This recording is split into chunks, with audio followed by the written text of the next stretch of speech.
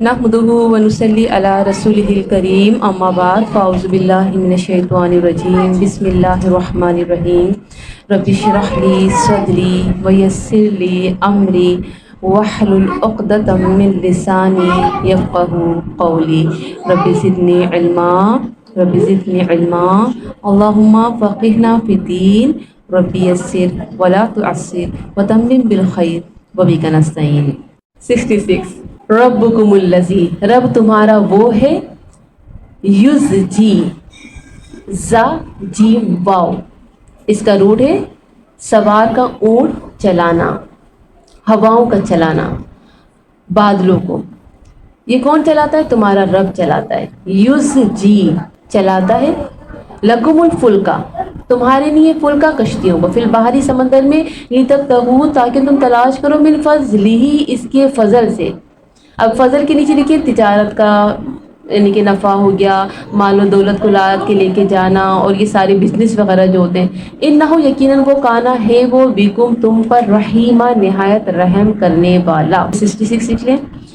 اللہ تعالیٰ کے احسانات اور انسانوں کی نافرمانیاں، یہ اللہ تعالیٰ کا فضل اور رحمت ہی ہے کہ اس سمندر کو انسانوں کے تابع کر دیا، اور وہ اس پر کشتیاں اور جہاز چلاتے ہیں، اور ایک ملک سے دوسرے ملک آتے جاتے ہیں اور کاروبار کرتے ہیں۔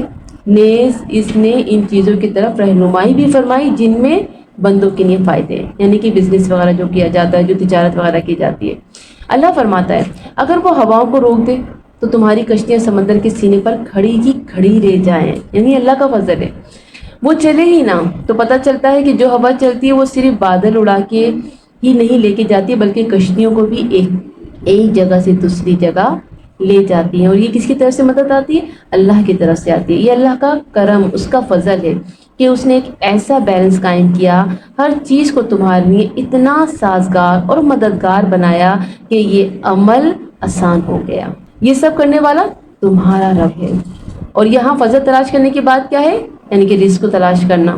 کوئی بھی تجارت ہے، رزق حلال، تو یہ کیا ہے؟ منع نہیں ہے۔ لیکن کیا آپ کوئی بھی کاروبار کرتے ہیں اپنے رب کو نہ بھولیں، اپنے رب کو یاد رکھیں، حلال حرام کی تمام تمیز رکھیں، اور دین کے اس کام کے ساتھ ساتھ دنیا کا بھی کام کریں، لیکن کسی کو دھوکہ نہ دیں۔ لیکن لوگ کیا کرتے ہیں؟ جس کی تلاش میں لوگوں کو انہی راستوں پہ، جو راستے اللہ تعالیٰ نے آسان کیے، دھوکے بھی دیتے ہیں، اور انہی راستوں میں کیا ہوتے ہیں؟ بہت سے کام بھی غلط ہوتے ہیں۔ لیکن کرنا کیا ہے؟ اللہ کی رضا تلاش کرنی، یعنی حلال رزق تلاش کرنا ہے۔ 67 دیکھیں، وَإِذَا مَسَّكُمُ الضُّرُّ، اور جب پہنچتی ہے تمہیں تکلیف، فی البحر سمندر میں، ضل گم ہو جاتے ہیں، من وہ جنہیں، تدعون تم پکارتے ہو، الا مگر، ایاہو صرف وہی، یعنی کہ اللہ کی طرف اشارہ، فلما تو جب، نجاکم وہ نجات دیتا ہے تمہیں، یعنی کہ ڈوبنے سے بچا لیتا ہے، الی البر طرف خشکی کے، اعرضتم تو اعراض کرتے ہو تم، وکان الانسان کفورا انسان کیا ہے؟ بڑا ہی ناشکرا ہے۔ 67 دیکھیں، یعنی جب تم سمندر کے سفر میں ہوتے ہو اور طوفان یا بھنور میں پھنس جاتے ہو تو خالص اللہ کو پکارنے لگتے ہو، اپنے معبودوں کو بھول جاتے ہو، یا جس کام کے لیے ان رستوں پر جاتے تھے اب ہوش آ جاتا ہے تو کیا کرتے ہو؟ معافیا مانگتے ہو، اللہ کو پکارتے ہو، یعنی کہ اگر غلط ارادے سے نکلے تھے اور پھر کیا ہوا؟ رستے میں پھنس گئے تو پھر اس وقت ایک اللہ کو پکارتے ہو۔ اللہ جب اس مشکل سے نکال دیتا ہے تو پھر کیا کرتے ہو؟ اپنے رب کا کرم، اس کا رحم بھول جاتے ہو، اور پھر شرک کرنے لگتے ہو، پھر گناہوں کی طرف بڑھ جاتے ہو۔ تو اللہ تعالیٰ نے کیا کہا؟ انسان تو بڑا ہی ناشکرا ہے۔ یہ وہی مضمون ہے جو پیچھے گزرا تھا، میں نے آپ لوگوں کو بتایا تھا کہ ایک صحابی رسول کا بھی واقعہ، کہ جب اس نے دیکھا کہ سارے ایک ہی اللہ کو پکار رہے تو پھر انہوں نے جا کے اسلام قبول کر لیا تھا۔ آیت نمبر 68، افا امنتم، کیا بے خوف ہو گئے ہو تم، ان یخسفا، کہ وہ دھسا دے، یخسفا دھسانا، پانی اور زمین میں ڈوبنا، یعنی کہ زمین میں بھی دھسنا اور پانی میں بھی ڈوب جانا۔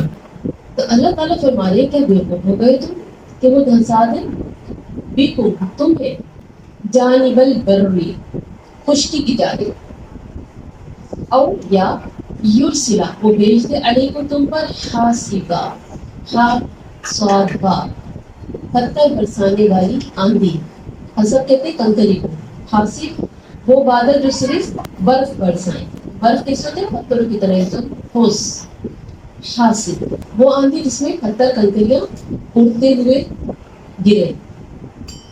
ثم پھر لا تجدو نہ تم پاؤ گے لکم اپنے لیے وکیلا کوئی کارساز، وکیل سے وکیلا پروٹیکٹ کرنے والا، مشکل میں مدد کرنے والا، کارساز۔ یہاں بھی اللہ تعالیٰ مجھے اور آپ کو کیا بتا رہا ہے؟ اچھا بہت امن میں ہو، کبھی کوئی تکلیف نہیں آئی، تم کیا سمجھتی ہو کہ تم اللہ تم سے راضی؟ اتنی بے خوف زندگی گزار رہی ہو، نہ نماز پڑھتی ہو، نہ پردہ کرتی ہو، نہ احکامات پر عمل کرتی ہو، مستیوں میں زندگی گزر رہی ہے، انجام سے بے خبر۔ بے خوف زندگی گزارنے والوں کو اس آیت میں ہوش دلایا جا رہا ہے۔ صبح ہوتی ہے، شام ہوتی ہے، زندگی یوں ہی تمام ہوتی ہے۔ وہ لوگ جو اپنی زندگی کو یوں ہی تمام کر رہے ہیں، یوں ہی صبح ہو گئی، یوں ہی شام ہو گئی، یوں ہی رات ہو گئی، سو گئے۔ کیا کیا دین کے لیے، کیا کیا کل آخرت کے لیے، کوئی فکر ہی نہیں، مستیوں میں مست۔ ان لوگوں کو ہوش دلایا جا رہا ہے، یعنی تم خشکی پر پہنچ کر، امن میں آ کر یہ سمجھتے ہو کہ اب خطرہ ٹل گیا ہے۔ یعنی ایک انسان جب خوشی میں ہوتا ہے وہ سمجھتا ہے میں تو بہت خوش نصیب ہوں، دولت ہے، مال ہے، اولاد ہے، خوشیاں ہیں، وہ سمجھتا ہے مجھ پر تو کوئی غم آئے گا نہیں۔ اسی طرح وہی بات جو ہم نے پیچھے پڑھی تھی، سمندر پہ ہوتے تھے، بھنور پھنس جاتے تھے تو خوب ایک اللہ کو پکارتے تھے، باہر نکلتے تھے تو پھر مستیوں میں مست۔ تو اللہ تعالیٰ فرما رہا ہے کہ جب تم خشکی پر پہنچ کر عمل میں آ کر یہ سمجھتے ہو کہ اب خطرہ ٹل گیا، اب تمہارے لیے کوئی مشکل باقی نہیں، تو وہ تمہیں اب بھی گھر سکتا۔ وہ سمندر کی موجوں میں یہ خطرہ نہیں تھا، بلکہ یہ زمین بھی بڑی خطرناک ہے۔ اگر اللہ کا اذن نہ ہو تو یہ تم کو پناہ نہ دے، بلکہ تم خشکی میں ہی ڈوب سکتے ہو، جیسے سمندر میں ڈوب جاتے ہیں۔ وہ خشکی میں بھی تم کو سکھ کر سکتا ہے، جیسے زلزلہ آتا ہے یا پھر سونامی آ جاتی ہے، سیلاب آ جاتا ہے۔ ہم ہیں زمین پر لیکن وہاں پہ بھی ڈوب سکتے ہیں۔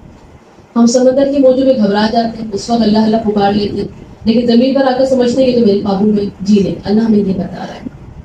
اتنی کوئی خوف ہو گئے اپنے گھر میں بیٹھ کر ہم گھروں کو بھی گرا دیتے ہیں، یا پھر بتایا وہ بھیج دی تم پر پتھر برسانے والی آندھی، حاصباً، جیسے کس پر آئی تھی؟ ابرہا پر، جب وہ خانہ کعبہ کو ڈھانے کے لیے نکلا تھا ہاتھیوں پر بیٹھ کر، چھوٹے چھوٹے سے کنکر ان سے ان کو ہلاک کر دیا گیا۔ اور کون سی قوم تھی؟ قوم لوط۔ وہ تمہیں کس طرح بھی ہلاک کر سکتا ہے، اس کے لیے کچھ مشکل نہیں ہے، اور ایسا ہلاک کرتا ہے کہ کسی کو تم مدد کے لیے پکار نہیں سکتے۔ تو کیا پتا چلا کہ جو ایک موقع پر اللہ سے وعدہ کر کے بھول جاتا ہے اور وہ اس کو دھوکہ دیتا ہے، تو وہ یہ نہ سوچے کہ وہ بچ گئے، بلکہ یاد رکھو تم ہر جگہ اس کی گرفت میں ہو۔ اگر سمندر میں ڈبایا جا سکتا ہے تو خشکی میں بھی ڈبایا جا سکتا ہے۔ تو اللہ سے بچ کے تم کہیں نہیں جا سکتے، اس لیے جہاں بھی ہو، جس حال میں ہو، کلاس میں ہو یا اپنے گھر کے کمرے میں، تمہارا ایک ہی روپ ہونا چاہیے، اللہ سے عاجزی، انکساری، اللہ کے آگے جھکنے والا، اللہ سے ڈرنے والا۔ 69 دیکھیں، امین تم یا بے خوف ہو گئے تم، ان یعیدکم، کہ وہ لوٹائے تمہیں، فیہ اس میں، تارتن اخری، تارتن تا واو رائز کا روٹ ہے، اور اخرا حمزہ خا رائز کا روٹ ہے، دوسری مرتبہ، فیرسلہ، پھر وہ بھیجے علیکم تم پر، قاصفا من الریح، قاف صاد فا اس کا روٹ ہے، قصف، قصف کہتے ہیں توڑ پھوڑ دینے والی ہوا، طوفان، قاصف ہو گیا، من الریح ہوا میں سے، فیغرقکم، غرق، غرق سے، فیغرق، غرق، پھر وہ غرق کر دے تمہیں۔ اردو کا ہی بڑے ہیں، فاقز یا پھر، اور غرق کے بعد تمہیں، بیما بوجہ اس کے جو کفر تم نا شکری کی تمہیں، ثم پھر لا تجد نہ تم پاؤ لکم اپنے لیے علینا ہمارے خلاف، یعنی ہمارے مقابلے میں، بھی اس میں تبیعہ، تبع سے، تبع کس کو کہتے ہیں؟ پیچھا کرنے والا، کوئی پیچھا کرنے والا، تبع پیروی کا لفظ ہے نا، پیروی کرنے والا، تبع۔ اور یہاں پہ تبیعہ، اس کے اور کیا معنی بتائے جا رہے ہیں؟ انتقام لینے والا، پیچھا کرنے والا، یعنی تمہارے غرق ہونے کے بعد ہم سے کوئی پوچھے کہ تو نے ہمارے بچوں کو کیوں ڈبویا، ایسا کوئی بھی نہیں.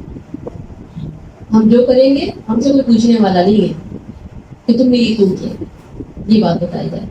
یعنی انسان یہ نہ سمجھے کہ ایک دفعہ بچ گیا تو دوبارہ مشکل نہیں آ سکتی.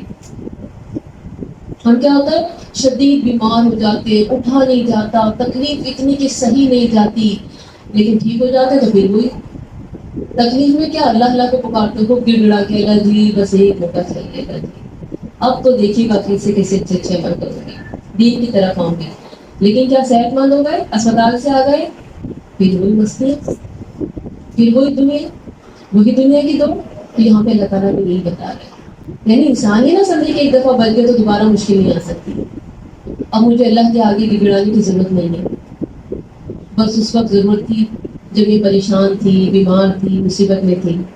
نہیں، ہم کسی وقت بھی اللہ سے بے نیاز نہیں ہو سکتے. اللہ سے اچھے وقت میں بھی مضبوط رابطہ رکھو، یہ گڑا کے دعائیں کرو، اللہ مصیبتوں سے بچا لینا. اللہ زندگی میں پھر وہ غم نہ دکھانا جس کو میں نے دیکھا تھا. یعنی ہم یہ سوچتے ہیں کہ ہم تو غم سہ چکے، اب کوئی غم ہم پر نہیں آئے گا. ایک غم میں سہ چکے ہو، انسان کو پناہ مانگتے دینا چاہیے. اللہ پھر کوئی غم نہ دکھانا، اللہ میں بہت کمزور ہوں، میں تکلیفوں کو سہنے کی طاقت نہیں رکھتی، اللہ میں آزمائشوں کے قابل نہیں ہوں، اللہ میں بہت گناہگار ہوں.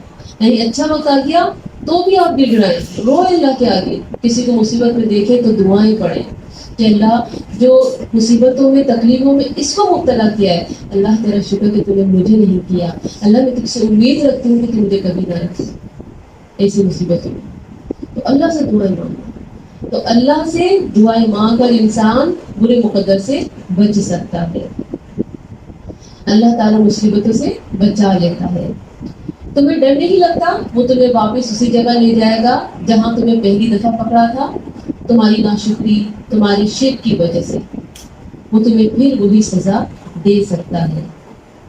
اللہ کی نافرمانی انسان کے لیے دنیا میں بھی مصیبت کا سبب بنتی ہے. یعنی اگر اللہ تم کو پکڑ لے، مار ڈالے، غرق کر دے، کوئی یہ دنیا میں تمہارا انتقام لے سکے، پکڑ سکے؟ کوئی اس کا کچھ نہیں بگاڑ سکتا.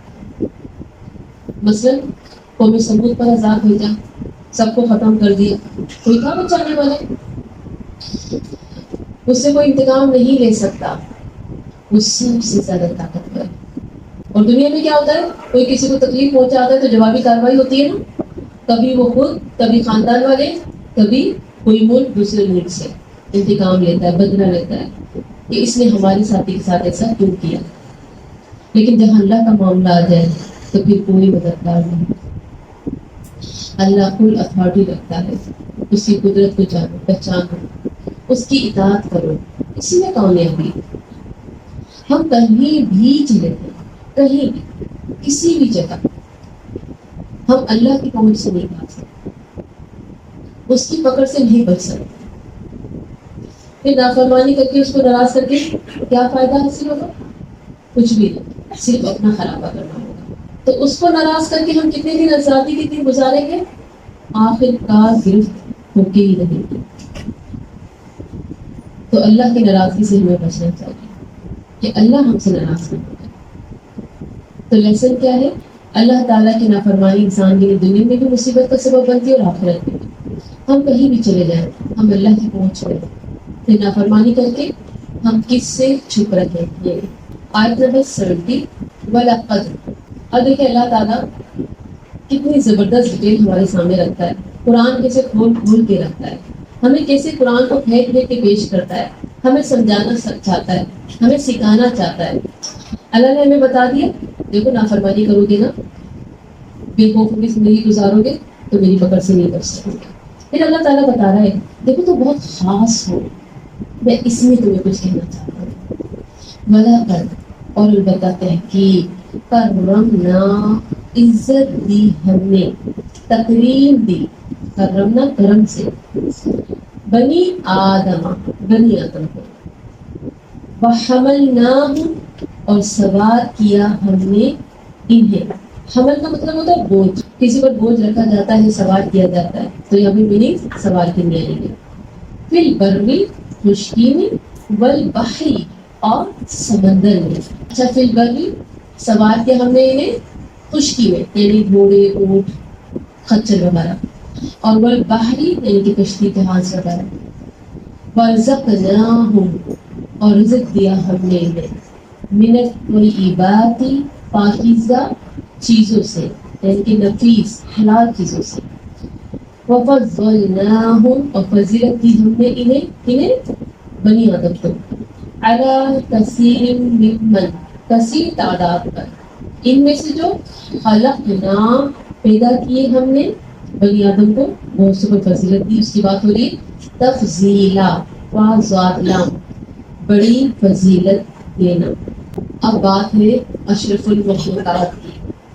ہم بھول جاتے ہیں کہ ہم کتنے خاص ہیں. ہم سمجھتے ہیں ہم یوں ہی عام سے لوگ ہیں، ایسی بیکار سے زندگی گزار لیں، ہم بیکار سے مخلوق ہیں. جی نہیں، ہم بہت خاص ہیں، اس لیے ہمیں زندگی بھی بہت خاص گزارنی ہے. تو یہاں پر اشرف المخلوقات اس کا ٹائٹل ہے. یہ شرف اور فضل، یہ حیثیت انسان کو حاصل ہے چاہے وہ مومن ہو یا کافر، کیونکہ اللہ تعالیٰ نے انسان کو اشرف المخلوقات بنایا ہے، تمام مخلوقات پر فضیلت عطا فرمائی ہے.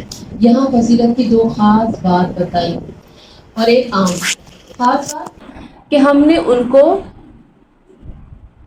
بر و بحر میں سواریاں عطا فرمائی، یعنی خشکی اور تری میں سواریاں عطا فرمائی، اور دوسری پاکیزہ رزق عطا فرمایا. اور عام بات کہ کہ بہت سی مخلوق پر بنی آدم کو فضیلت عطا فرمائی. مثلا دریا، پہاڑ، نباتات، حیوانات. دریاؤں میں انسان کیا کرتا ہے؟ سفر کرتا ہے. اور کیا کرتا ہے؟ ان سے فائدے اٹھاتا ہے. بے شمار فائدے ہوتے ہیں سمندروں میں، دریاؤں میں خزانے ہیں. پھر کھانے کو مچھلیاں وغیرہ، پہاڑوں کا استعمال، نباتات کا استعمال. پھر جانوروں سے کس قدر فائدے ہیں، یہ تو ہم پڑھ چکے ہیں پیچھے. تو اللہ تعالیٰ نے فضیلت عطا فرمائی کہ وہ ان تمام چیزوں سے فائدے اٹھاتا ہے اپنی مرضی کے مطابق، وہ ان کو استعمال کرتا ہے. اللہ تعالیٰ کا کتنا کرم ہے کہ اس نے انسان کی بناوٹ کتنی مناسب بنائی ہے. ہمارا وجود کتنا مناسب ہے. کبھی سوچا ہے ہم ہاتھی جیسے ہوتے ہیں؟ نہ ہاتھی جیسے ہیں، نہ چیونٹی جیسے. الحمدللہ. بلکہ ایسا بنایا کہ ہر لحاظ سے مناسب، جینے میں آسانی ہو. پھر ہماری عقل دیکھیں، ہمارا بولنا، ہماری فیلنگز، ہمارا ہنسنا رونا، یہ سب سے زیادہ نمایاں ہے. پھر علم جو ہمیں دیا، وہ جانوروں کے پاس تو نہیں ہے، محدود علم ہے جانوروں کے پاس، لیکن ہمارے لیے وسیع علم عطا فرمایا. جانوروں کے پاس کیا علم ہوتا ہے کہ بس کس طرح سے چارہ کھانا ہے، کس طرح سے جانا ہے، کس طرح سے آنا ہے. لیکن اللہ نے ہمیں وسیع علم دیا ہے، زندگی گزارنے کا سلیقہ دیا. یعنی جتنے ہمیں احکامات دیے، اٹھنے بیٹھنے، کھانے سونے، پہننے، چلنے پھرنے، ہر چیز کے اللہ تعالیٰ نے ہمیں احکامات دیے. سبحان اللہ، کتنی بڑی خوشی کی بات ہے. تو ہم خاص ہیں نا، تو اس لیے رولز بھی خاص ہیں. پھر ہمارا کھانا اور مخلوق کا کھانا کتنا مختلف ہے. ہمارے لیے کتنی ورائٹی ہے. ہم گوشت بھی کھاتے ہیں، ہم سبزیاں بھی کھاتے ہیں، دودھ بھی پیتے ہیں. جبکہ جانوروں کو کیا ہے کہ کچھ ویجیٹیبلس کھاتے ہیں، کچھ صرف میٹ گوشت کھاتے ہیں. لیکن انسان کے لیے اللہ تعالیٰ نے کتنی کچھ ورائٹیز رکھی ہیں. تو اللہ تعالیٰ نے انسان کے لیے ہر معاملے میں سب سے بہتر رکھا، چاہے وہ زندگی گزارنے کے سلیقے ہوں، کھانا پینا ہو، پہننا اوڑھنا ہو. تو یہ کیا ہے؟ اشرف المخلوقات کے لیے تحفہ ہے. پھر دیکھیں زمین کا اقتدار ملا ہمیں، یہ بہت اہم بات. یہ کسی جانور کے پاس نہیں ہے یہ اقتدار. جبکہ ہم جانتے ہیں کہ شیر، چیتا کتنے طاقتور ہوتے ہیں. شیر جنگل کا بادشاہ ہو، لیکن شہر میں آ جائے تو ہم پنجرے میں ڈال دیتے ہیں. اتنی طاقت ہے ہم میں، ہم اس کو اپنا قیدی بنا لیتے ہیں. بلکہ جنگلوں میں جا جا کے ان کو قید کر کے لے آتے ہیں، جبکہ وہ ہمیں کھا بھی سکتا ہے. لیکن اقتدار اللہ نے دی، انسان کو دیا ہے. کبھی سوچا ان خوبیوں کے بارے میں؟ نہیں سوچا نا. قرآن ہمیں بتاتا ہے کھول کھول کے، دیکھو تم ہو کیا. تمہیں میں نے کتنی تکریم دی ہے، عزت دی ہے. کبھی سوچا تو کرو کہ تم کتنے خاص ہو میرے لیے. جبھی تو میں نے تمہارے لیے اتنی خاصیت رکھی ہے. ہر چیز کو میں نے تمہارے لیے بنایا ہے، ہر چیز کو میں نے تمہارے لیے تخلیق کیا ہے. تو اللہ تعالیٰ نے اقتدار بھی دیا. یہ بھی بہت بڑی فضیلت عطا فرمائی ہے انسان کو کہ اللہ نے قلم کی قسم کھا کر فرمایا نون والقلم وما یسطرون. وہ قلم کیا لکھ رہے تھے؟ قرآن لکھ رہے تھے. اور میں اور آپ کیا لکھ رہے ہیں؟ قرآن لکھ رہے ہیں. جیسا بھی تھوڑا بہت جتنا ہم سمجھ پا رہے ہیں. تو یہ اعزاز کم ہے کہ اللہ نے قلم کی قسم کھا کے فرمایا تھا وما یسطرون. تو انسان تو بھی لکھے گا، یہ تیرا اعزاز ہے. کوئی اور مخلوق نہیں لکھ سکتی ہے. یہ قلم پکڑ کے تو ہی لکھے گا، جس قلم کو میں نے سب سے پہلے پیدا کیا اور اس سے میں نے لکھوایا. یعنی کہ ہم قرآن کا یہ کچھ حصہ لکھ رہے ہیں، یہ ہماری بہت بڑی خوش نصیبی ہے. پھر آپ دیکھیں کہ خشکی کی بات ہوئی تو کون کون سے جانوروں کے نام آ جاتے ہیں؟ گھوڑے ہیں، خچر ہیں، گدھے، اونٹ. اور پھر آج کی جو سواریاں ہیں بے شمار، ریلیں، گاڑیاں، ہوائی جہاز وغیرہ، کار، بائک وغیرہ. اور سمندر میں کشتیاں، جہاز، اس کے علاوہ بھی بہت کچھ. آج کل کیا کیا چیزیں ایجاد ہو گئی ہیں. تو اللہ تعالیٰ نے یہ سب کچھ کس کے لیے بنایا؟ انسان کے لیے. انسان کے خوراک کے لیے جو غلہ جات، میوے اور پھل اس نے پیدا کیے، ان میں جو لذتیں اور ذائقے اور قوتیں رکھی. یعنی کہ جب ہم پھل کھا رہے ہوتے ہیں اس میں صرف ذائقے نہیں ہوتے کہ ہمیں جو ہے بہت اچھا لگتا ہے، آم ہم اس لیے کھاتے ہیں، تربوز میرا فیوریٹ ہے، بہت مزیدار ہوتا ہے اس لیے کھاتی ہوں. اس میں اللہ نے فائدے بھی بہت رکھے ہیں. سبحان اللہ. صرف مزہ ہی نہیں، صحت بھی ہے. تو یہ اللہ کا کتنا بڑا کرم ہے. اور پھر اللہ تعالیٰ نے ایک نہیں بے شمار ہمیں دیے، پھل، سبزیاں، کتنی نعمتیں ہیں اللہ تعالیٰ کی. مخاطب ہے بندے سے پروردگار، مصور ہوں میں، تو ہے میرا شاہکار. تو حسن چمن تو ہی رنگ بہار، تو میراج کن تو ہی فن کا سنگار. مصور ہوں میں، تو میرا شاہکار. یہ صبح ہو، یہ شام، یہ دن اور رات، یہ رنگین دلکش حسین کائنات کہ حور و ملائکہ جنات میں کیا تجھے اشرف المخلوقات. میری عظمتوں کا حوالہ ہے تو ہی روشنی ہے، اجالا ہے تو. فرشتوں سے سجدہ بھی کروا دیا کہ تیرے لیے میں نے کیا نہ کیا.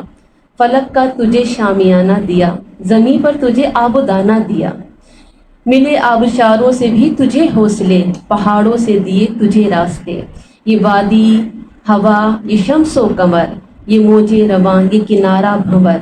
یہ شاخوں سے خوشے نکلتے ہوئے، یہ سبزے، یہ پھولوں بھری کیاریاں. یہ سردی، یہ گرمی، یہ بارش اور یہ دھوپ. یہ چہرہ، یہ قد اور یہ رنگ و روپ. درندوں چرندوں پرندوں پر قابو دیا، تجھے بھائی دے کر بازو دیا. بہن کی تجھے اور شریک سفر، یہ رشتے، یہ ناطے، یہ گھرانہ، یہ گھر.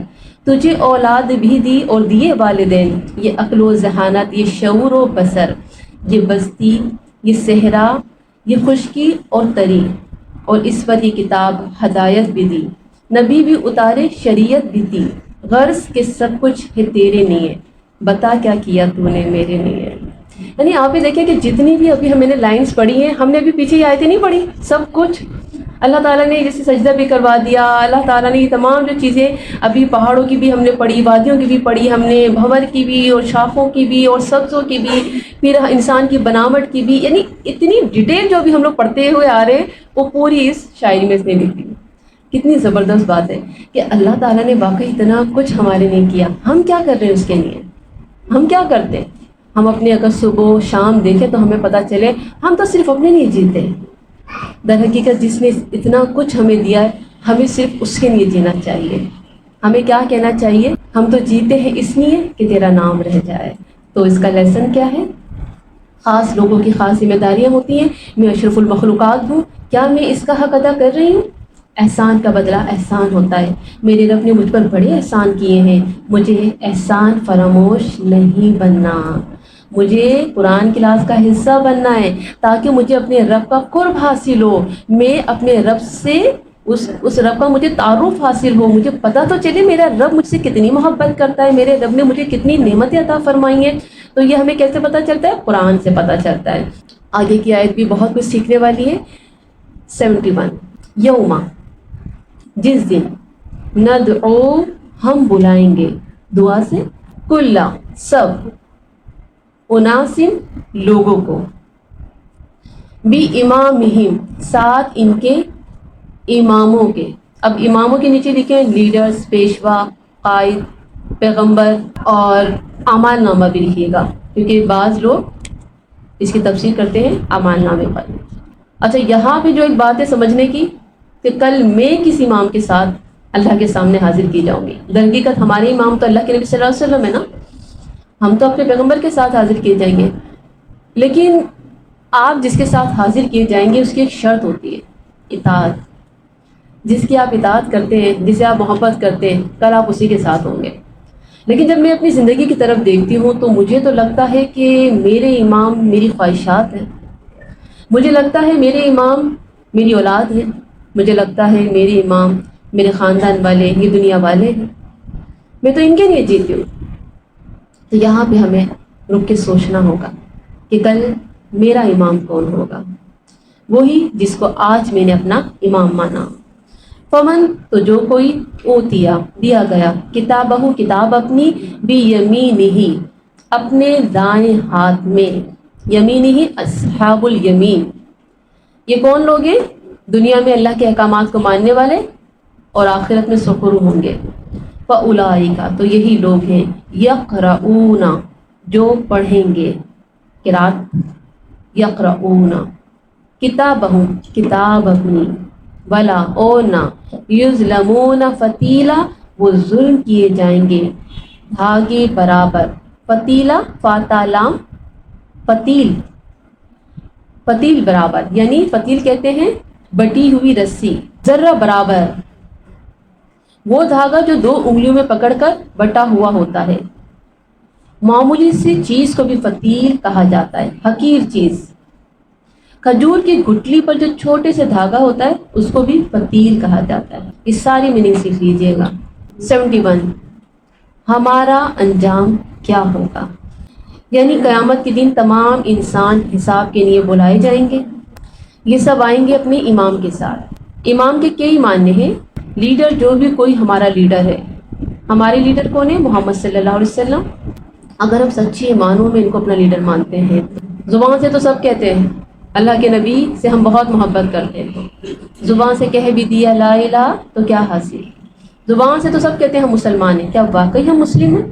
صرف کہنے کی حد تک نہیں بلکہ ان کو واقعی فالو کرتے ہیں. لیڈر کو کیا کیا جاتا ہے؟ فالو کیا جاتا ہے نا. صرف دعویٰ کافی نہیں ہوتا بلکہ عمل سے ظاہر کیا جاتا ہے. اور اگر ایسا نہیں ہے، لیڈر ہم اللہ کے نبی کو مانتے ہیں لیکن منمانیاں ہم اپنی کرتے ہیں، تو ایسے لوگوں کو کیا کہا جاتا ہے؟ باغی. لیڈر کو مان رہے ہیں کہ یہ ہمارا لیڈر ہے لیکن لیڈر کی بغاوت کر رہے ہیں. لیڈر کے ساتھ کیا کریں؟ بغاوت. جو لیڈر کہتا ہے وہ نہیں کرتے. ہر امت کا نبی اپنی امت کا امام ہوگا.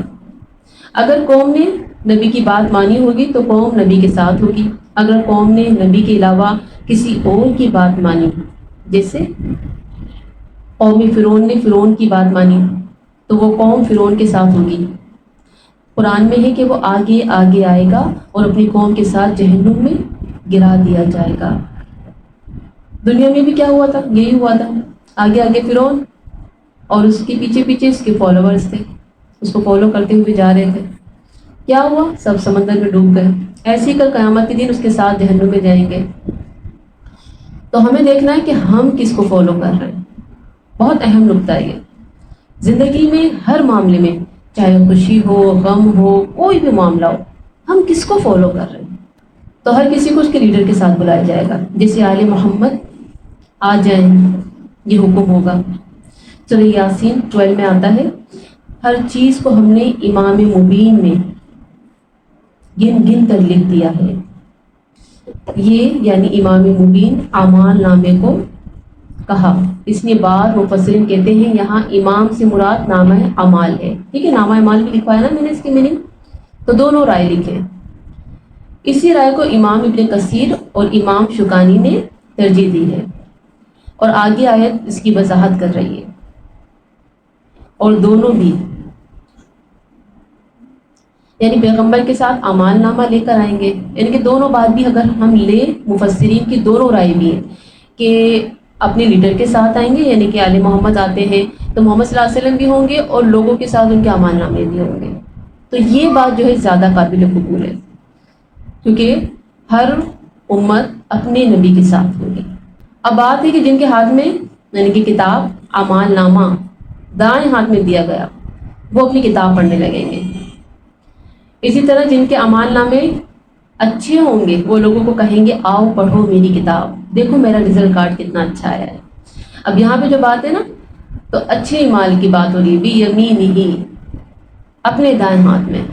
تو جب کوئی اچھی چیز ملتی ہے تو اسی وقت پڑھنا شروع کر دیتا ہے انسان، اور بری چیز ملتی ہے تو اس کو چھپا دیتا ہے، میں بھی نہیں پڑھا، کوئی اور تو کیا دیکھے، وہ یہ چاہتا ہے.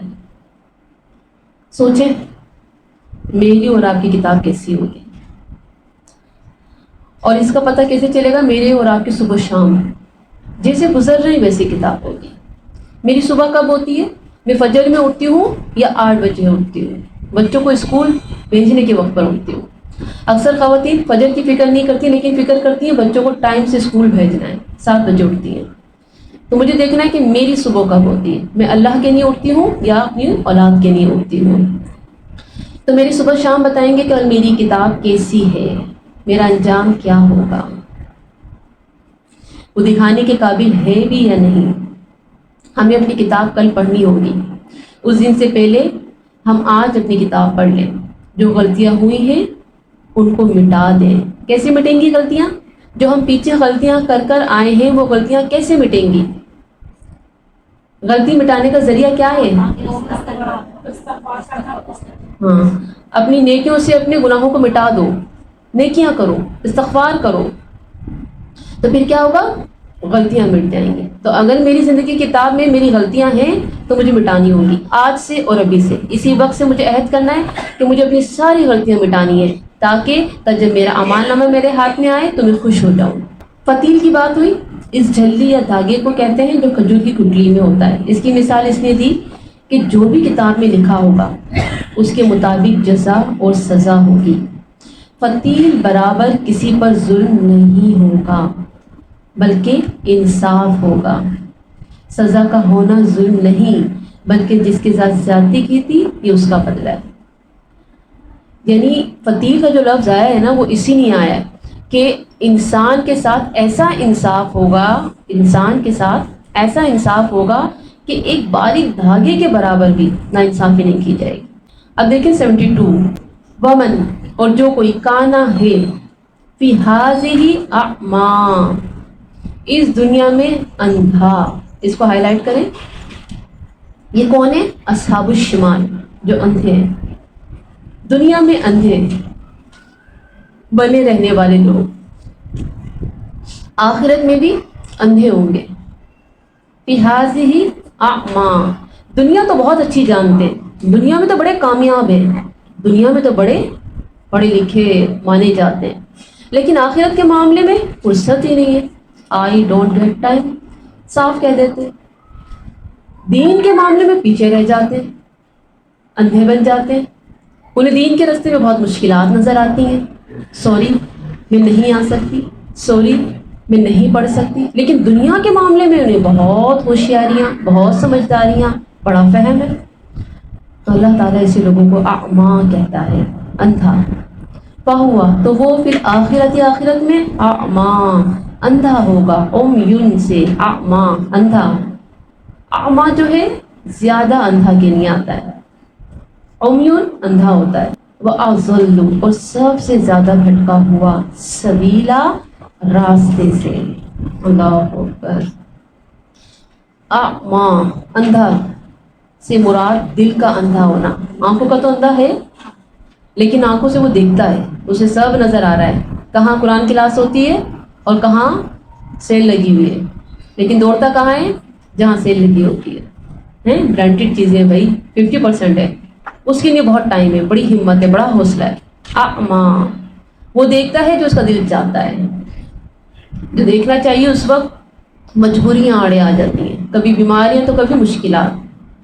تو اللہ تعالیٰ فرما رہا ہے کہ اس سے مراد دل کا اندھا جو دنیا میں حق کو دیکھنے سمجھنے اور اسے قبول کرنے سے محروم رہتا ہے، یعنی اس کے لیے رستہ ہے ہی نہیں. وہ دنیا کے رستوں پر بہت چل رہا ہے، بہت آگے بڑھ رہا ہے، لیکن دین کا رستہ اس کے لیے ہے ہی نہیں. وہ محروم ہے. وہ سوچتا ہے میں جاؤں گا لیکن وہ جا ہی نہیں پاتا. کیوں؟ اس کی نیت میں اخلاص نہیں ہے. یہ راستے اللہ تعالیٰ نے ہر کسی کے لیے نہیں رکھے. یہ اللہ کے خاص لوگ ہوتے ہیں. یہ سلیکشن اللہ کرتا ہے کہ کون قرآن کلاس کا حصہ بنے گا. اور یاد رکھیے گا کہ قرآن کلاس کا حصہ بننے کے بعد آپ کے اندر جینے کا سلیقہ آتا ہے. آپ قرآن گھر میں کتنا بھی پڑھ لیں، آپ گھر میں کتنے بھی لیکچر سن لیں، وہ بات نہیں آئے گی جب تک آپ یہاں کے اللہ کی رحمتیں برکتیں نہ سمیٹ لیں. کیونکہ اس وقت آپ اسٹوڈنٹ نہیں ہیں، آپ کے ساتھ بیٹھے ہوئے فرشتے آپ کے ساتھی بنے ہوئے ہیں، آپ کی مدد کر رہے ہیں. آج اس وقت آپ یہاں دنیا کے کسی حصے میں نہیں بیٹھی ہیں بلکہ جنت کے ٹکڑے میں بیٹھی ہیں.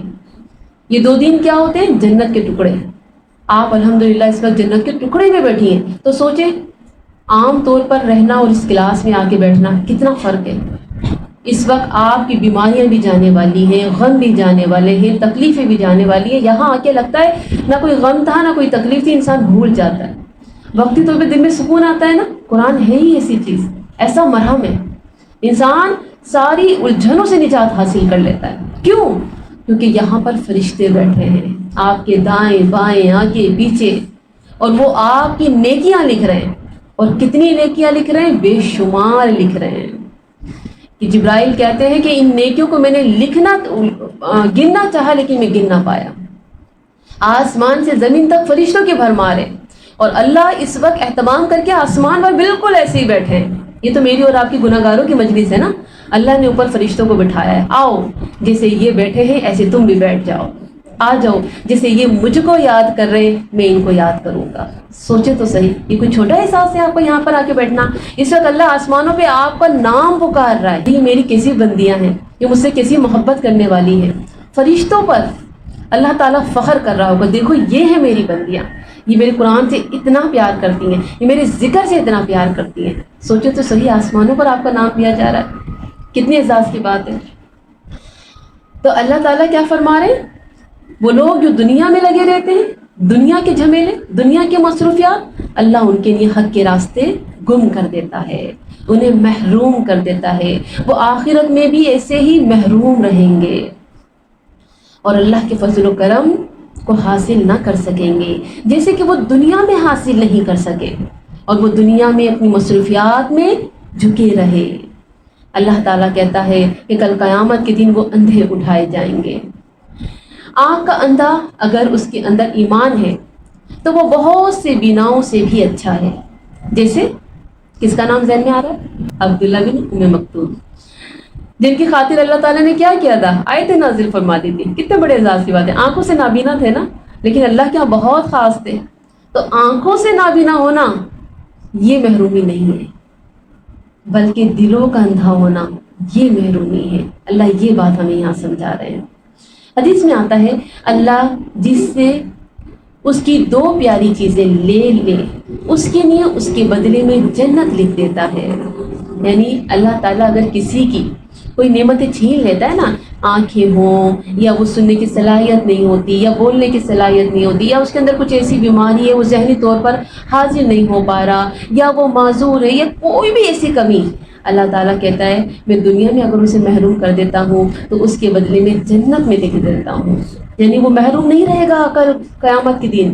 وہ اپنے آپ کو محروم نہ سمجھے کہ ہائے میں ایسے کیوں، یہ سب تو نارمل ہے، میں نارمل کیوں نہیں ہوں، میں کیوں نہیں دیکھ سکتی، میں کیوں نہیں بول سکتی. اللہ کہہ رہا ہے میں نے تمہارے لیے آخرت میں رکھا ہے اس کا احساس. اللہ اکبر، بہت بڑی جزا ہے.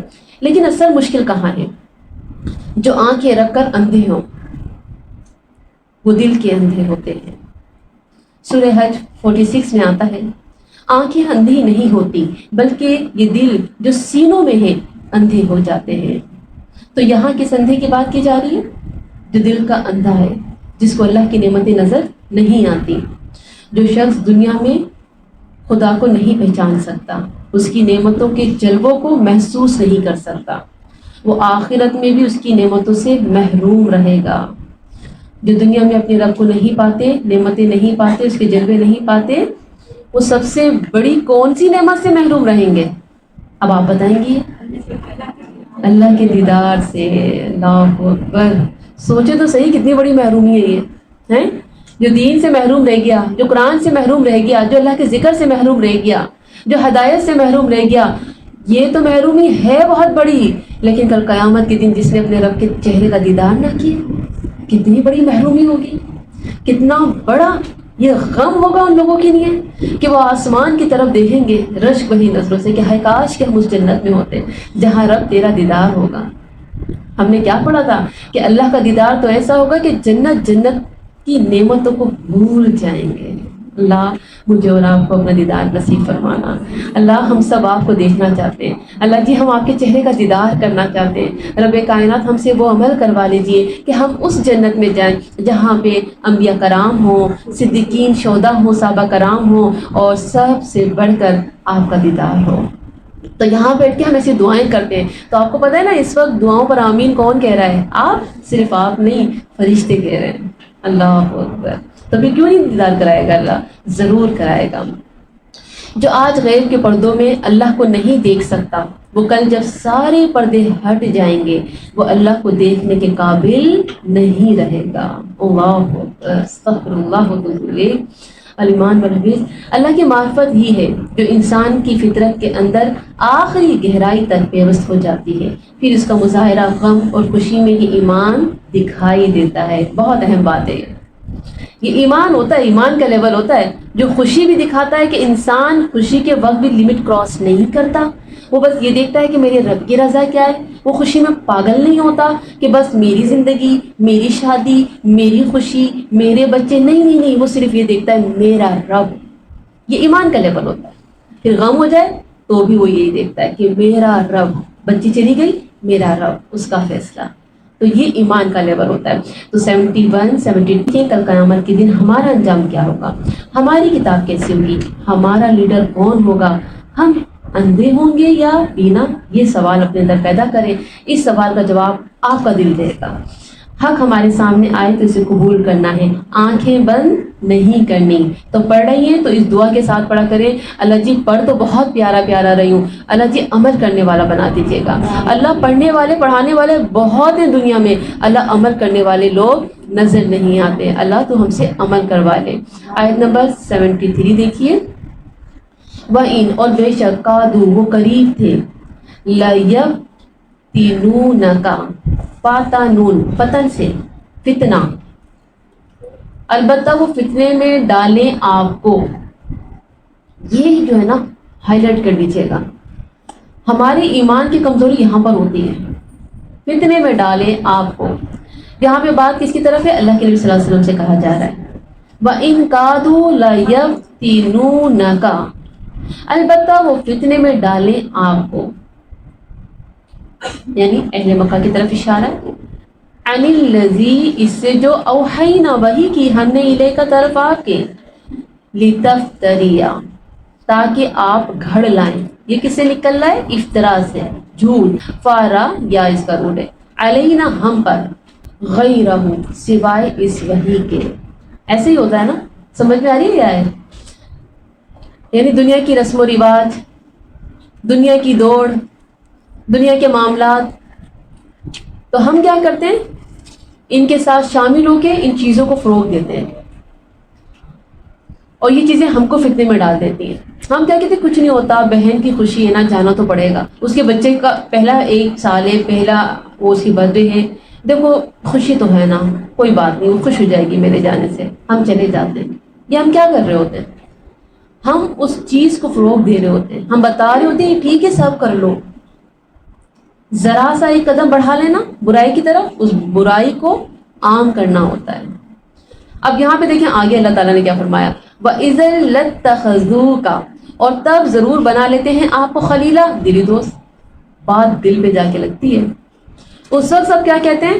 یہ ہے نا میری خوشی میں شامل ہو گئی میری دوست، یہ نہیں کرتی پنگے بازیاں زیادہ، یہ خوشیوں کو خراب نہیں کرتی ہے، یعنی کہ ہاں میں ہاں ملا دیں، جو وہ چاہتے ہیں وہ کر لیں، سب آپ کے دلی دوست بن جائیں گے، بیسٹ فرینڈ بن جائیں گے، بس ٹھیک ہے نا، میری خوشیوں میں شامل ہو گئی. دیکھو مہندی کا اتنا اہتمام کیا تھا, نہیں آتی تو لوگ پوچھتے یہ کیوں نہیں آئی تمہاری سگی بہن, یہ کیوں نہیں آئی تمہاری نند, شکر ہے میری خوشی میں یہ آ گئی.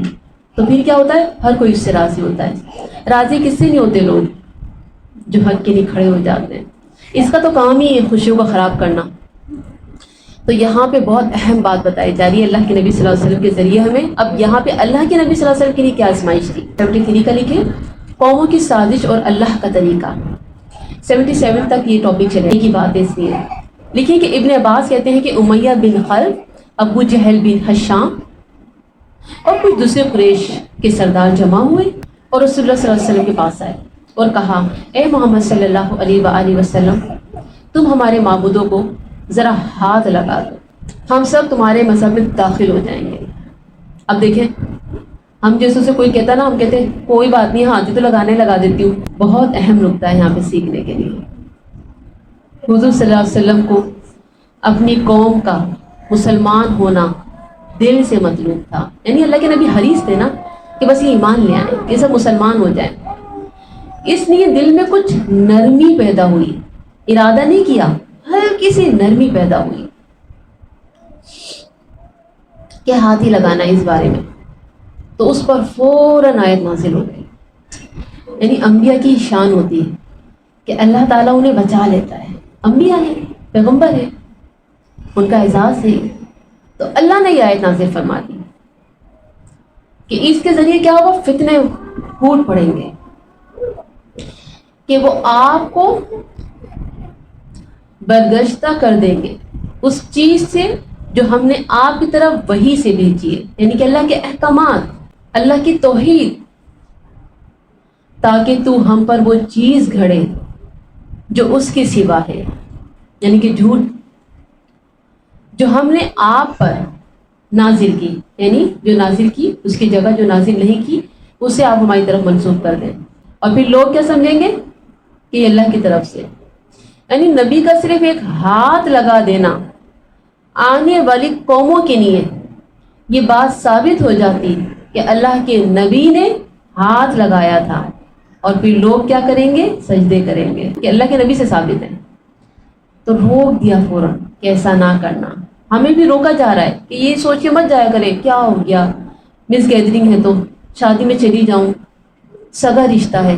نہیں, ہم ہاتھ لگا رہے ہوتے ہیں اس وقت کو, اور ہم بتا رہے ہوتے ہیں کہ ٹھیک کیا آپ نے. ظاہر ہے پورے ہال کا لک خراب ہو رہا تھا نا, اچھا کیا آپ نے. تو یہ چیزیں ہمیں سکھائی جا رہی ہیں. پیغمبر کو ایک وحی وہ ہوتی ہے جو قرآن میں لکھی ہوتی ہے, اور دوسری وحی وہ جو ان کی عملی زندگی میں نظر آتی ہے. ضروری نہیں کہ لکھی ہوئی باتیں ہوں جس کو ہم حدیث کہتے ہیں, جو آپ نے فرمائی بھی یا جو عمل کی یا جو آپ کی موجودگی میں ہوئے اور آپ نے خاموشی اختیار کی, اس کو لوگوں کے سامنے رکھا. قولی, فعلی اور تقریری, یعنی کہ یہ باتیں ہوتی ہیں. ایک وہ بات جو اللہ کے نبی نے کہی, ایک وہ حدیث جو اللہ کے نبی نے کام کیا, اور ایک وہ بات جو اللہ کے نبی اس بات پر خاموش ہو گئے, لوگوں نے اگر کوئی رائے معلوم کی. یعنی آپ اگر ایسا کام کرتے جس کا حکم اللہ نے نہیں دیا اور اجازت نہیں دی, اور آپ اپنی مرضی سے کر لیتے, تو وہ لوگوں کے نزدیک کیا قرار پاتا, حجت قرار پاتا, تاکہ یہ اللہ ہی کی طرف سے, جبکہ وہ اللہ کا حکم نہیں تھا.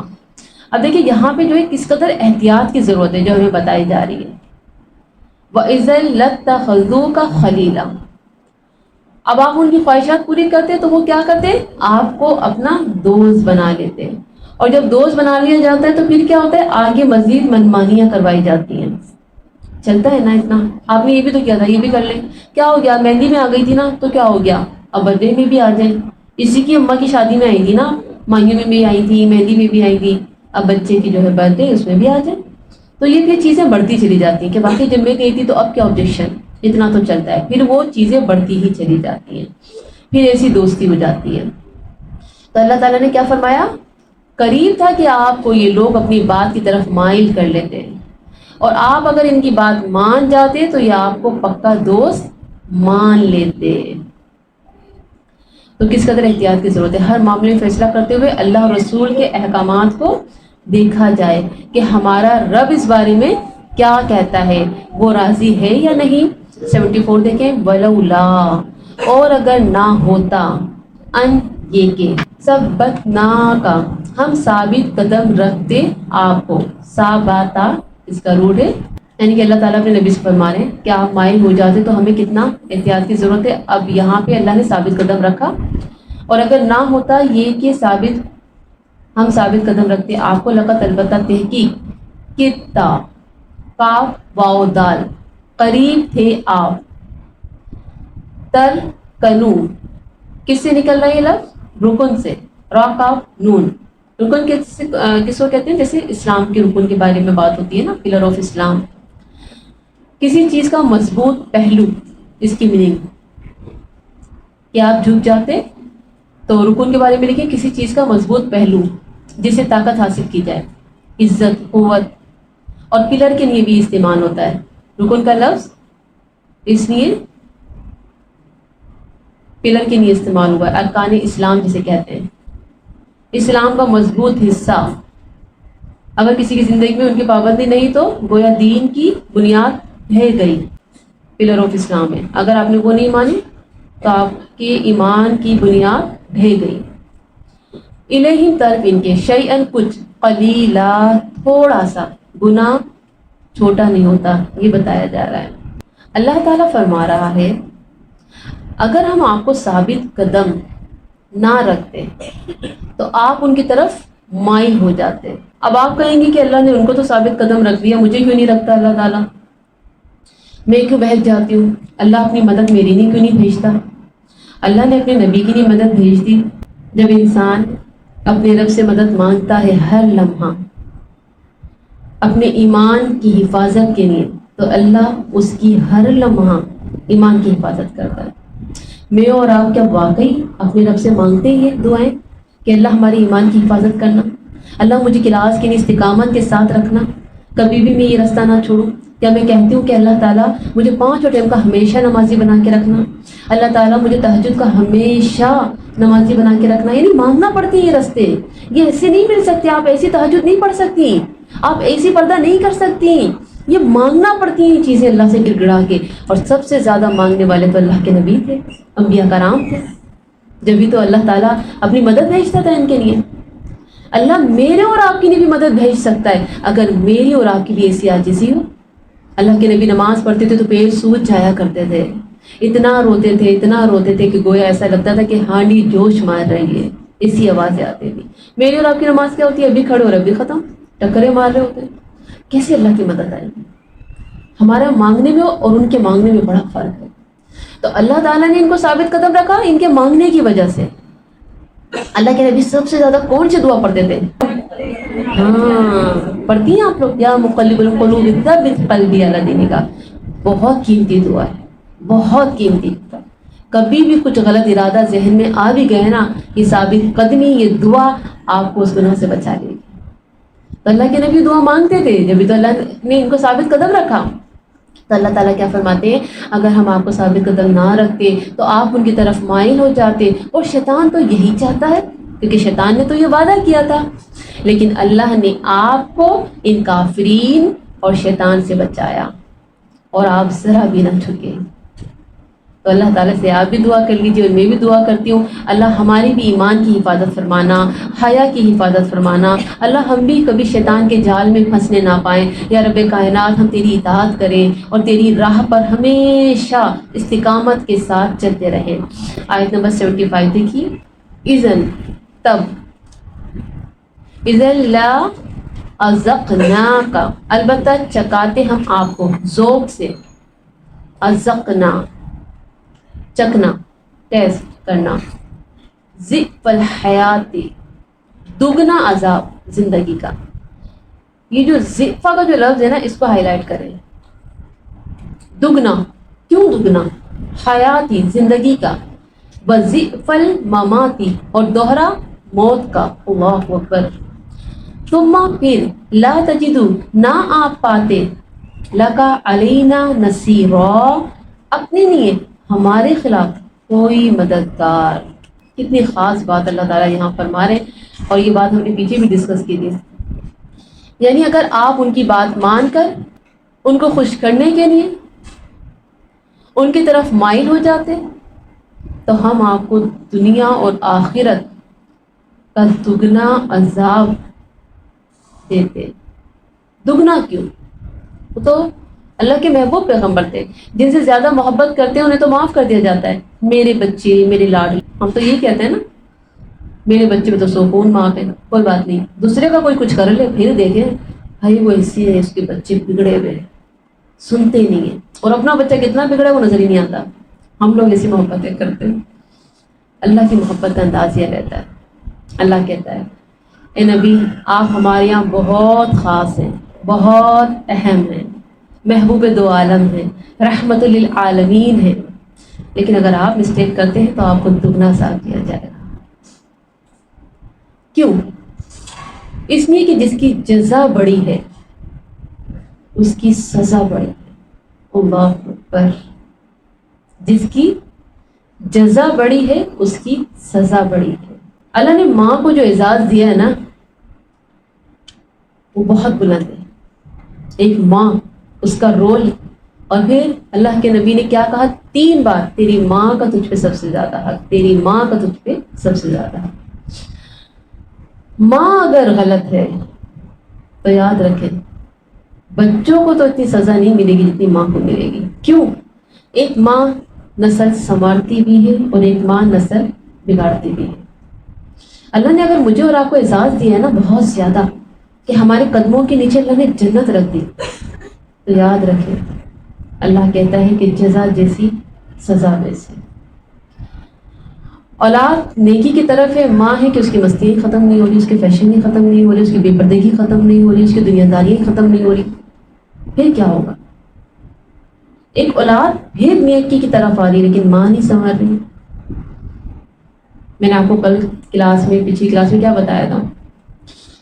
بچے نماز پڑھنے جا رہے ہیں، باپ نماز نہیں پڑھنے جا رہا، باپ کو دگنا عذاب ملے گا. وہ تو بچے ہیں، وہ جا رہے ہیں، تم کیوں نہیں جا رہے؟ حجت تمام، جتنی عمر حجت تمام. اور 60 سال کی عمر اللہ کے نبی کی حدیث حجت تمام.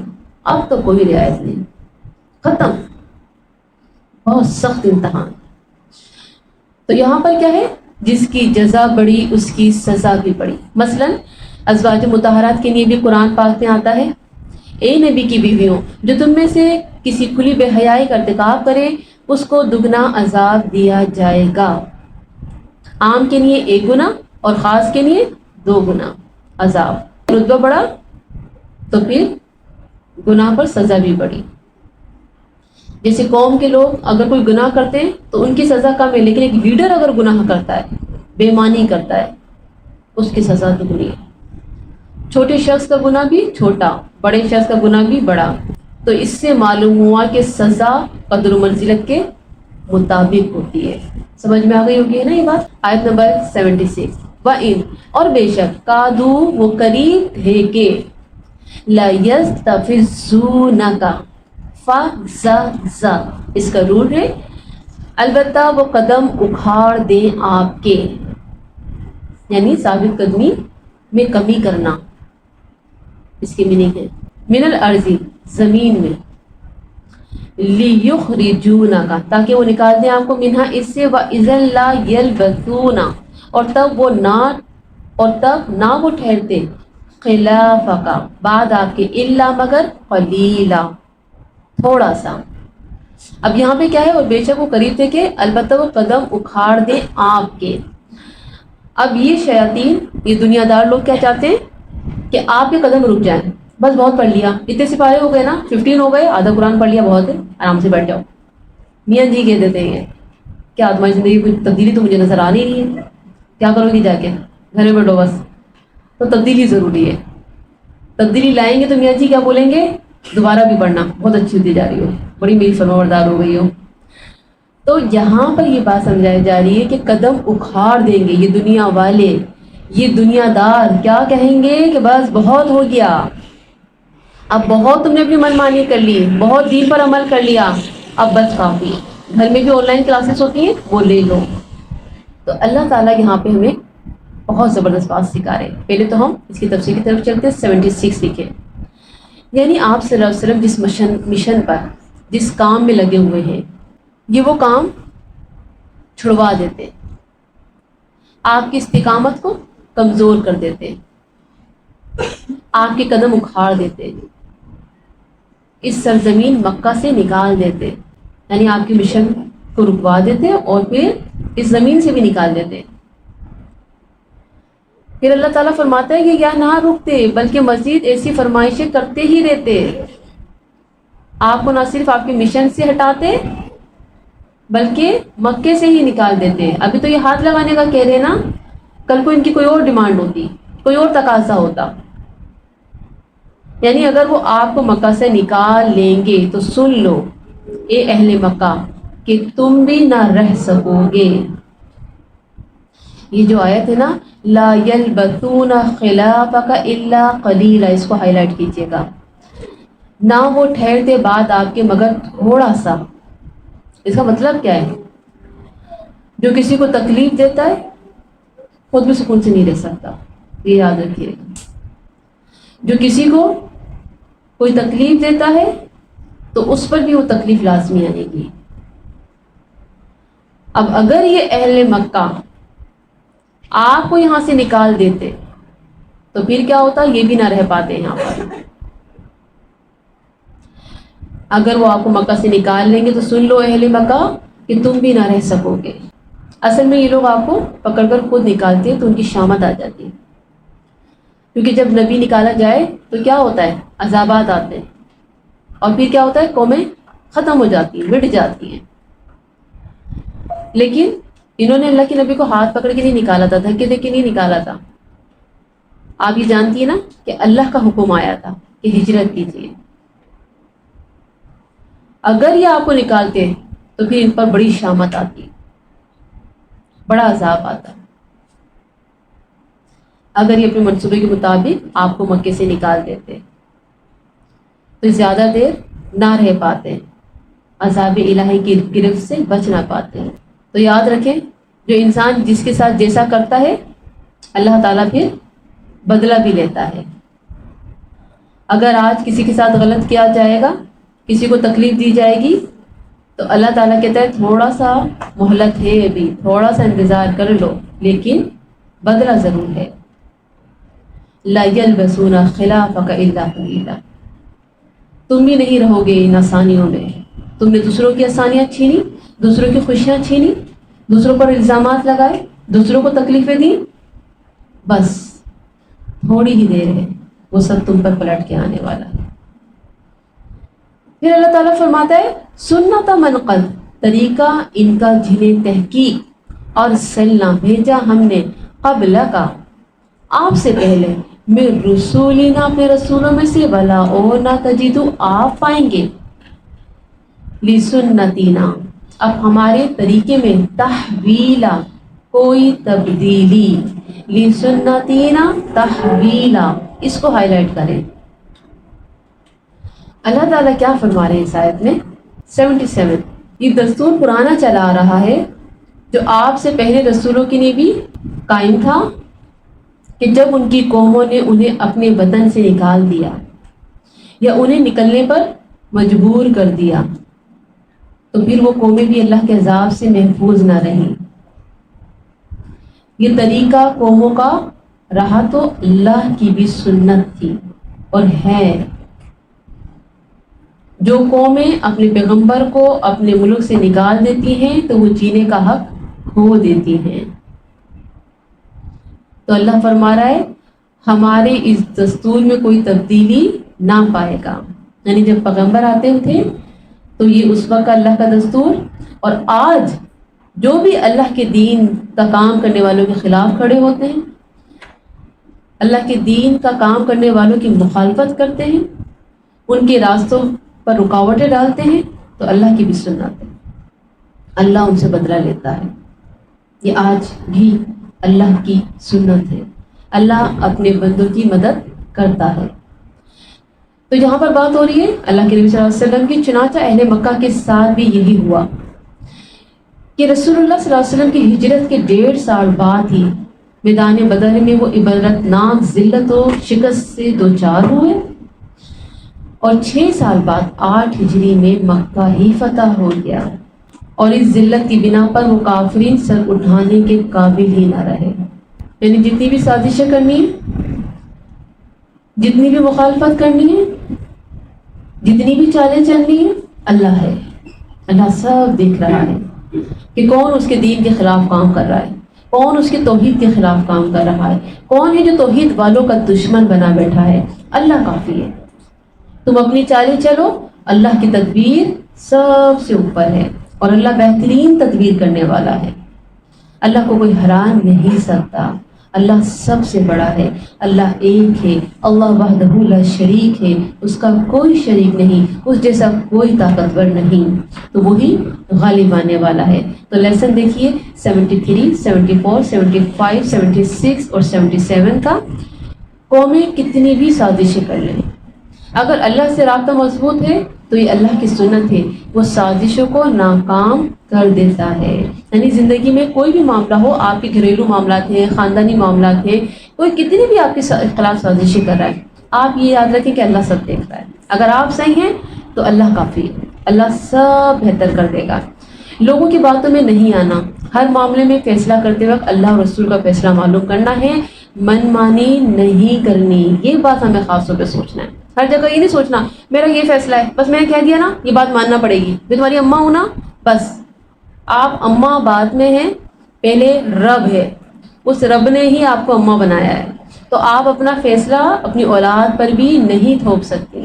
آپ کوئی فیصلہ کریں گی اللہ اس کی رضا کے مطابق کریں گی. میرے رب کا کیا حکم ہے، میرے رب کا کیا فیصلہ ہے اس بات کو لے کے، میرا رب کیا کہتا ہے، پھر آپ اس فیصلے پر قائم رہیں، استقامت کے ساتھ ڈٹ جائیں کہ یہ میرے رب کا فیصلہ ہے. اپنے بچوں کو خود سے نہ ڈرائیں، اللہ سے ڈرائیں کہ اللہ کی بات ہے یہ، آپ کچھ نہیں کہہ سکتے. اب آپ خاموش رہ جائیں. جب اللہ کا حکم ہے تو بس نہ میری چلے گی نہ آپ کی چلے گی. ہم سب 24 گھنٹے اپنے رب کے غلام ہیں. ہم اس کی اطاعت کے لیے آئے ہیں، ہم اس کی نافرمانی کے لیے نہیں آئے. اللہ نے ہمیں اس لیے پیدا کیا ہے کہ ہم اس کی اطاعت کریں. تو اللہ تعالیٰ سے دعا ہے کہ اللہ تعالیٰ مجھے اور آپ کو اپنا فرمانبردار بنا کے رکھے. اللہ تعالیٰ جو ہم نے پڑھایا اللہ اس پر عمل کرنے والا بنا دے. اللہ اپنی رحمت خاص ہم پر فرمائے. اللہ ہمیں اپنے دین کے لیے پسند فرما لے. اللہ ہمیں قرآن کے لیے پسند فرما لے. ہمارے بچوں کو اپنے دین کے لیے پسند فرما لے. اللہ تو اپنی رحمت خاص ہم پر فرما. اللہ ہمیں غفلت کے اندھیروں سے نکال. ہمیں 5 ٹائم کا نمازی بنا، خشوع سے نمازوں کو پڑھنے والا بنا. ہمارے بچوں کو اپنے دین کے لیے پسند فرما لے. اللہ جی پوری دنیا پر دین اسلام کو غالب کر دے. اللہ جو بیمار ہیں اسپتالوں میں، گھروں میں، جہاں جہاں بیمار ہیں، اللہ ان سب کو شفا کاملہ عاجلہ عطا فرمانا. یا رب کائنات تمام بیماروں کو شفا عطا فرمانا. اللہ سب بہنوں پر اپنا خاص رحم، کرم، فضل، عنایت، رحمت، برکت نازل فرمانا. اللہ ہماری اولادوں کو ہماری آنکھوں کی ٹھنڈک بنانا، ان کے نصیب اچھے بنانا، ان کی شادیاں خیر و عافیت کے ساتھ کروا دینا، ان کے لیے بہترین جوڑے عطا فرما دینا. یا رب کائنات ہمیں خیر و عافیت والے کشادہ گھر دے، خیر و عافیت والا رزق دے، خیر کے معاملات فرما، ہر شر سے بچا، ہر مصیبت سے بچا، حسد کرنے والوں سے بچا، ظالموں سے بچا، شیطان مردود سے بچا، اس کی چالوں سے بچا. یا رب کائنات تو اپنے پاک مضبوط حفاظت میں ہمیں لے لے. ہمیں استقامت کے ساتھ دین پر قائم رکھنا، ہمارے ایمان کو قائم رکھنا. یا رب کائنات ہمیں شیطان مردود کے جالوں سے بچا لینا، اس کی چالوں سے بچا لینا. یا اللہ ہمیں تیری پناہ چاہیے، تیرا سایہ چاہیے، تیری رحمت چاہیے. یا رب کائنات تو اپنی رحمت سے ہمارے تمام صغیرہ کبیرہ گناہوں کو بخش دے. اللہ تو اپنی رحمت سے ہمیں سیدھا کرنا، اپنے عذابوں سے سیدھا نہ کرنا. یا رب کائنات فلسطین کے مسلمانوں کی مدد فرما، غزہ کے مسلمان کی مدد فرما، بیت المقدس کی حفاظت فرما. اللہ جہاں جہاں مسلمانوں پر ظلم و ستم ہو رہا ہے اللہ تو غیب سے مدد فرما دے. یا رب کائنات یہودی نصارہ کو ان کی چالوں کو نیست و نابود کر دے. یا اللہ ظالموں کا خاتمہ کر دے. فانصرنا علی القوم الکافرین. اللہم لا تسلط علینا من لا یرحمنا. یا اللہ ہم سب پر رحم فرما. اللہ ہم پر ایسے لوگوں کو مسلط نہ کرنا جو ہم پر رحم نہ کرے. اللہ ہمیں ظالموں سے بچانا. یا رب کائنات ہمیں ناگہانی حادثات سے بچانا، ناگہانی موت سے بچانا، ناگہانی بیماریوں سے بچانا، تندرستی سے بچانا، مفلسی سے بچانا، لوگوں کی محتاجگی سے بچانا. یا رب کائنات یہ ہاتھ صرف آپ کے ہاتھ پھیلیں اللہ کبھی دنیا والوں کے آگے نہ پھیلے یا اللہ ہمیں دنیا کا محتاج نہ کرنا یا اللہ آپ ہمیں صرف اپنا محتاج بنا کے رکھنا یا رب کائنات ہماری نماز میں خوشو عطا فرما دے یا رب کائنات ہمیں قرآن کا فہم دے اللہ تو اپنی رحمت سے ہماری زندگی کو اپنے دین کے لیے پسند فرما لے ہماری صحت کو اپنی زندگی کے اپنے دین کے لیے پسند فرما لے یا رب کائنات یہ زندگی ہے یہ صحت ہے یہ جان ہے یہ مال ہے یہ اولاد ہے اللہ سب تیرا ہے یہ رب کائنات اس سب کو تو اپنے دین کے لیے پسند فرما قبول فرما ہماری زندگیوں کو ہماری نسلوں کو ضائع ہونے سے بچا ربنا تقبل منا انك انت السميع الدعاء وتب علينا انك انت التواب الرحيم وصلى الله على المرسلين والحمد لله رب العالمين سبحانك اللهم وبحمدك اشهد ان لا اله الا انت استغفرك واتوب اليك السلام علیکم ورحمۃ اللہ وبرکاتہ